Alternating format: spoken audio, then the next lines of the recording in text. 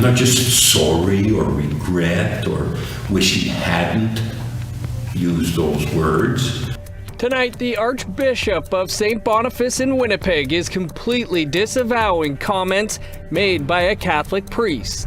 I am Thunderbird now, and so that makes me really excited because I get to grow with this character and keep interacting with the fans. One of the world's most popular video games now has an Indigenous character. And the story behind the special outfit worn by Canada's new Governor General at her swearing-in ceremony.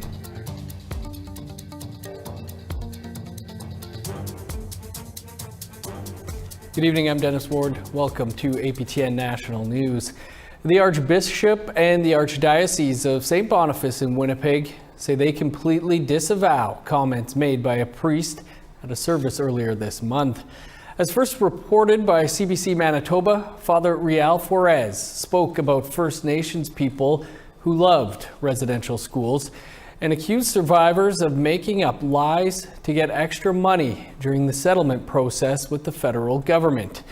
In the video that had been posted to the church's Facebook page, Forez also says, quote, "Some who were sexually abused, it was not by a priest or a nun, it was by a layman, a night watchman," unquote. The video has since been removed and the priest has had his permission to preach or teach publicly revoked. The Archbishop today released a video statement on the matter. I'm not just sorry or regret or wish he hadn't used those words. I wish to say very, very clearly, and I hope more and more people will come to that place of completely disavowing that kind of thinking. I'm going to say it, that kind of racism. To Ottawa now, where today Prime Minister Trudeau named 5 people to the Senate, 3 of them from Quebec. One of them is Michèle Audette. Audette is probably best known as one of the commissioners of the Missing and Murdered Women and Girls Inquiry. She's also a past president of the Native Women's Association of Quebec and the Native Women's Association of Canada. Audette has received numerous awards, from being named Woman of the Year by Montreal's Council of Women in 2014 to a Diamond Jubilee Medal in 2012.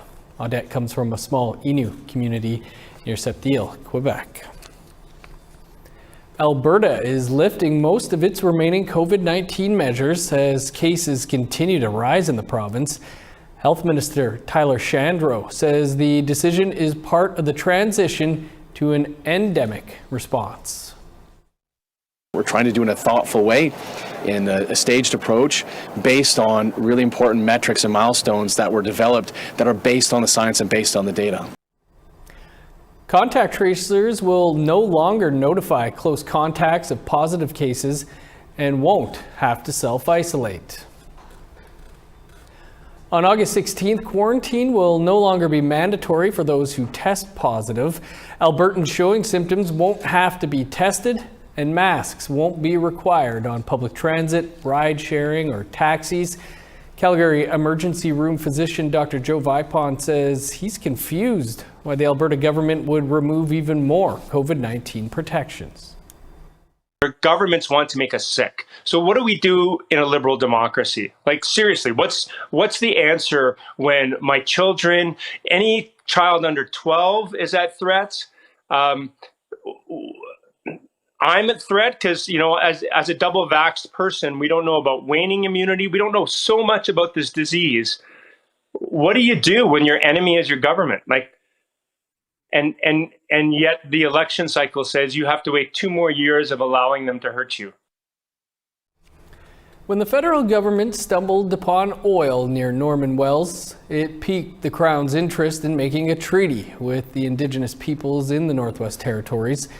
It's a complex history and a nation-to-nation relationship marred by broken promises.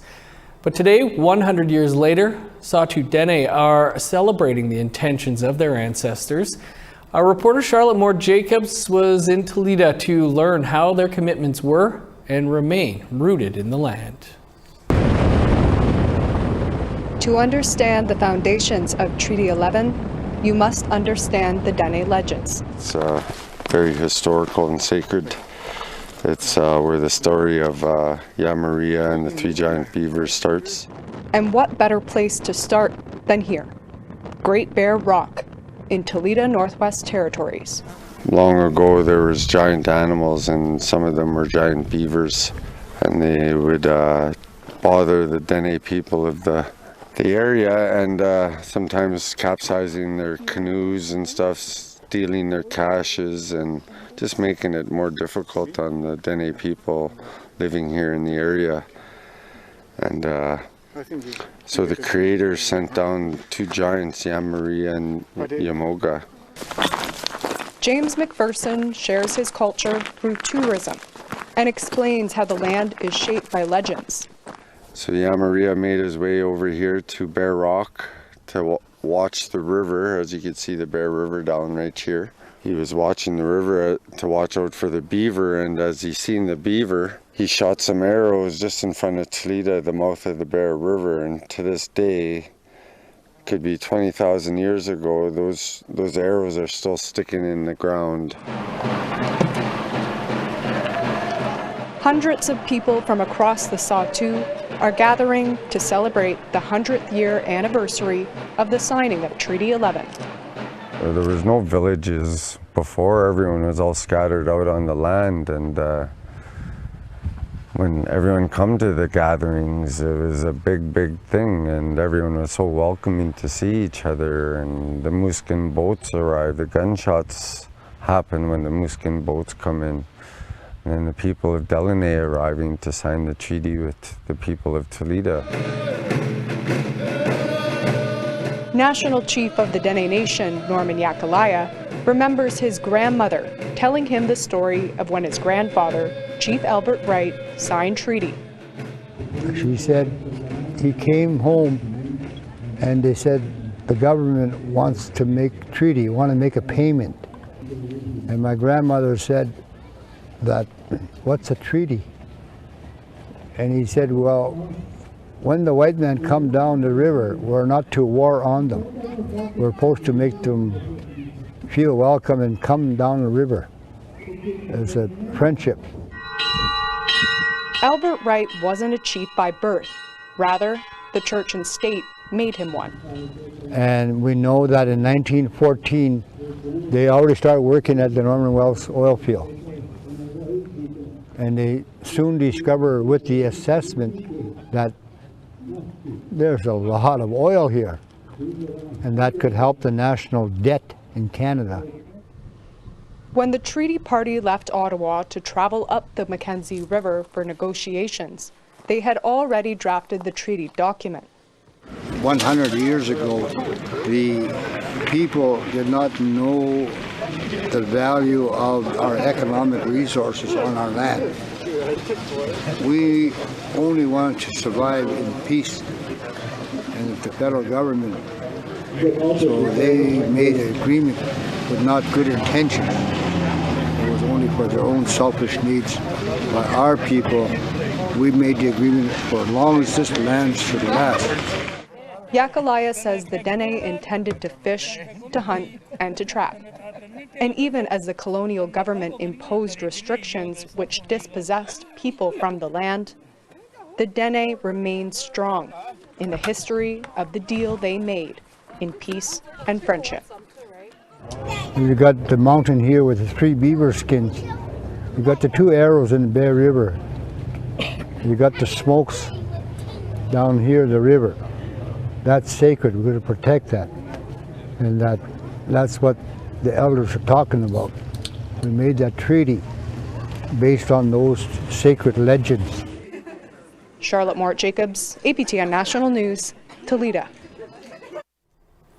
Coming up after the break, we'll sit down with the new National Chief of the Assembly of First Nations. Stick around.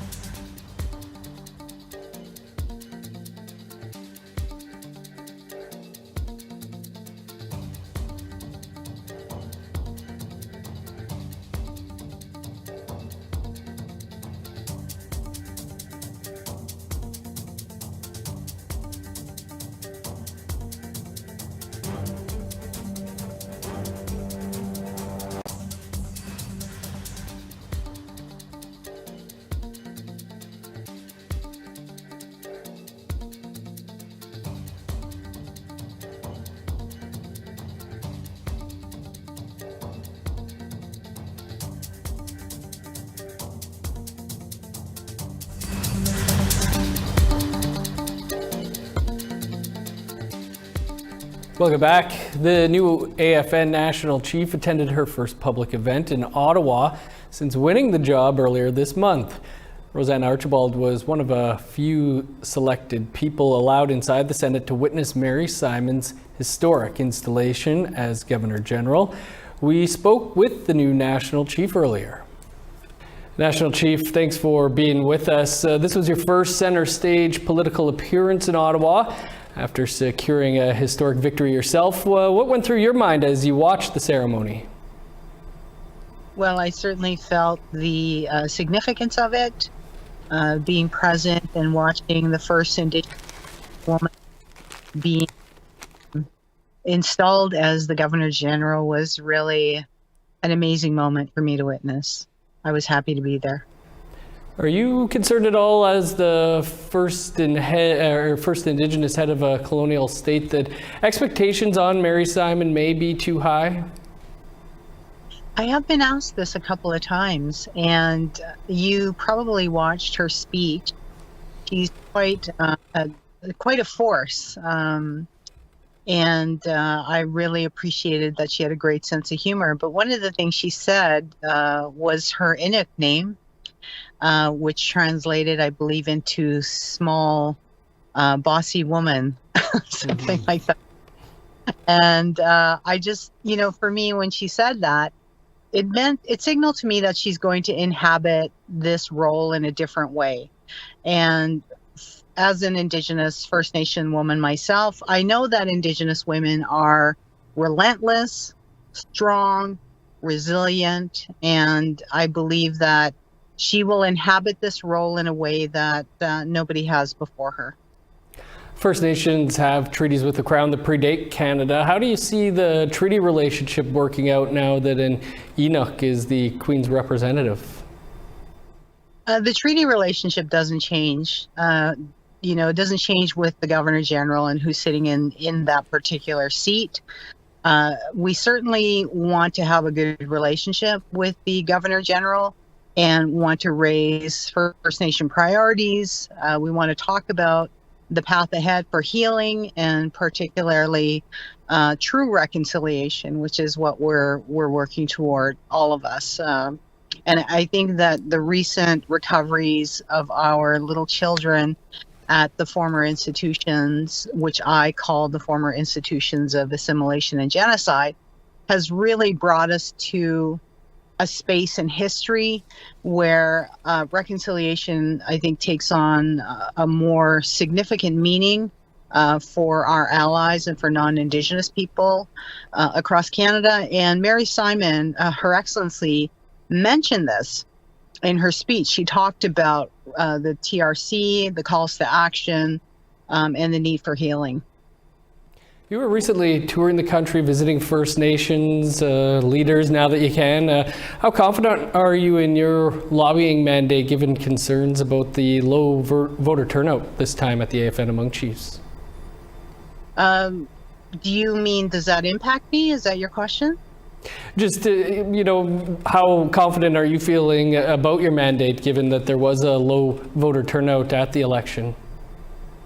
My mandate is still strong. I'm an elected person. And I said this in another interview that in Ontario, Dennis, when we finish the round where the person does get 50% plus one, in Ontario, all the chiefs will line up behind the person who won. And so I just imagined that the chiefs were all standing behind me in that after the final ballot, because that's our way.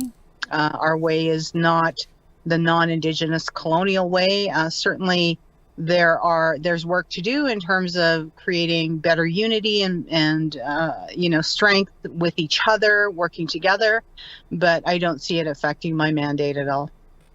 You mounted a campaign based on transparency and accountability. What internal changes to the AFN do you propose, and will you move ahead with the external probe of the AFN finances that the Chiefs of Ontario had called for? Yeah, I want to talk to Regional Chief Glenn Hare about that confidential resolution that was passed by the Chiefs of Ontario and get some direction on that. but I am absolutely committed to not transforming, but evolving the organization and making it better. And so in terms of some of the work that we've already started, for example, a part of my platform was to separate the political arm of the organization from the administrative technical part of the organization. And so that work has begun. In fact, later this week, I'm getting my weeks mixed up already. I am meeting with regional chiefs from across all our regions, and we'll be discussing in our first political meeting. So this meeting that I'm having with them is solely called by my office as a national chief to meet with them and to discuss the political path forward. There will be, of course, ongoing meetings with the Secretariat. Those would be board meetings. Those would be administrative types of meetings. And so I've already started on that mandate of creating a more strong political arm of the organization, while at the same time continuing to create a healthy space within the Secretariat, and certainly wanting to support the good work that they have been doing over the years. There's a lot of good work that has been happening at the FN. I've said this several times. And so what we need to do is build on that and really address those deficiencies that chiefs have been talking about for many years now. National Chief, we'll have to leave it there. Congrats. This is the first time I've spoken to you since the election, but appreciate you taking some time with us here. Yeah, thank you, Dennis. Talk to you again. Take care. Two Inuit artists from Nunavik are getting some serious attention from the fashion lovers after they collaborated on the outfit Mary Simon wore for her installation ceremony as Governor General. Victoria Oakpick designed the dress and jacket using a modern take on a traditional Inuit hemline, while Julie Grenier, who is the chair of APTN's board of directors, contributed to the beadwork. The making of the outfit took 1 month and was recently featured in Fashion magazine. Grenier says the challenge was to celebrate Simon's Inuit heritage without excluding other Indigenous peoples. Le manteau que portait Mary Simon, qui a été fait et designé par Victoria Oakpick, avait le style Akuk dans le bas, qui est vraiment significatif des Inuits du Nunavik du Nord. Mais le perlage, par contre, c'était vraiment conçu pour faire une représentation de tous les Autochtones à travers le pays et même à travers le monde. Le perlage est quelque chose qui nous rejoint tous. Time for another quick break, but still to come, one of the most popular video games in the world adds an Indigenous character. Stick around.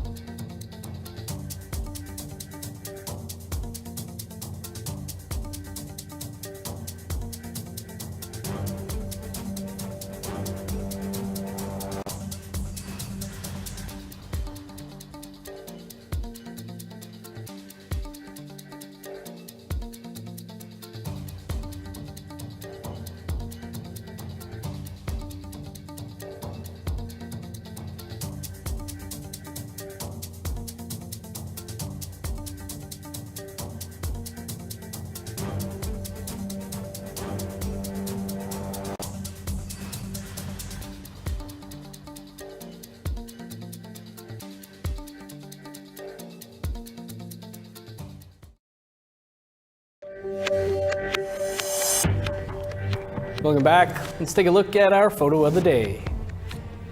Janice Gladish was able to get this photo of who she describes as a regular visitor to their home on Quadra Island in British Columbia. Nice looking photo. You can send your photos to share at aptn.ca for the chance to be featured as our next photo of the day. Let's take a look at tomorrow's weather forecast. Starting on the East Coast, 23 in St. John's, showers, and 19 for Halifax. Rain and 14 in Kuujjuaq, rain in Nain with a high of 12. 19 with showers in Montreal, rain and 11 for Chibougamau. Sunny and 20 for Sault Ste. Marie and North Bay where there will be cloud. 27 and rain in Thunder Bay, 21 with showers in Sioux Lookout. Rain and 25 for God's Lake and Norway House. 30 with showers in Winnipeg and Brandon, 29 in Dauphin. Sunny and 30 for Regina and North Battleford. 23 in Uranium City, sunny and 28 for Meadow Lake. Over to northern Alberta, 27 and sunny for High Level, 30 under the sun in Grand Prairie. 29 in Edmonton, 32 for Lethbridge and Medicine Hat. Sunny and 28 for Vancouver, 37 with smoke in Kamloops. 30 in Prince George, 27 in Dease Lake. 22 for Old Crow, sunny and 25 for Whitehorse. 23 in Yellowknife, 30 for Fort Liard and Trout Lake. 5 and rain in Sax Harbor, 19 with showers for Paulatuck. Rain and 13 for Arviette, 7 with showers for Chesterfield. 7 with rain in Resolute and Arctic Bay.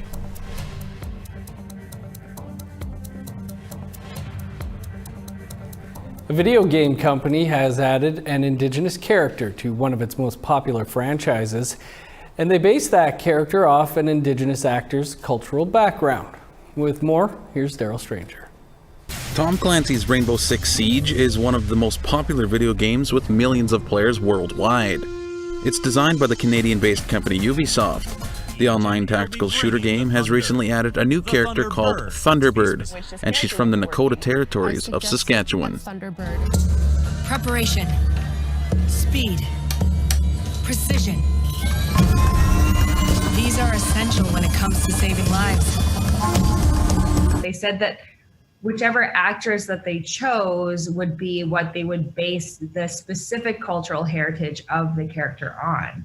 So that really stood out to me, and I thought it was just a really innovative way to go about casting, especially in this new era of wanting to have accurate representation. And I was really excited by that, so I really put my all into the audition. Sarah Lise MacArthur landed the coveted role. She is from the Pheasant Rump Nakota Nation in Saskatchewan. Developers asked about her culture and then spoke with Indigenous consultants to help build the character.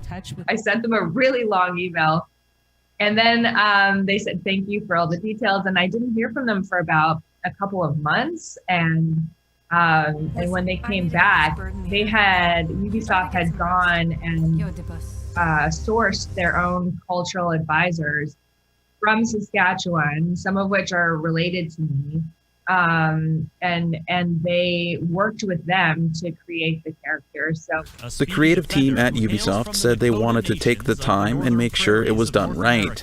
Very early on, what we knew we had to do to be able to do this properly is to kind of admit how much we didn't know about any of these subjects, to kind of be okay with that. We couldn't just approach people and say, this is the character, this is exactly what they are. What we had to do was allow the actor or whoever we would cast in this role to dictate the heritage and to inform the character. Included in the character's bio is that she enrolled in the Bold Eagle program, a real-life military training program mixed with cultural experience for Indigenous youth. What it means to Siege, and hopefully Ubisoft in general, is that we can use our game as, I think, a potential vehicle for this type of exposure, not only for Thunderbird, but for characters coming in the future. Both Ubisoft and MacArthur say this is not the last of the character, but rather the beginning. I am Thunderbird now, and so that makes me really excited because I get to grow with this character and keep interacting with the fans. Daryl Stranger, APTN National News, Winnipeg. Looks pretty cool. Might be time for me to trade in my Super Nintendo. That's all the time we have for your APTN National News for this Thursday. For news anytime, visit our website, aptnnews.ca. I'm Dennis Ward. Thanks for being with us. Have a great night.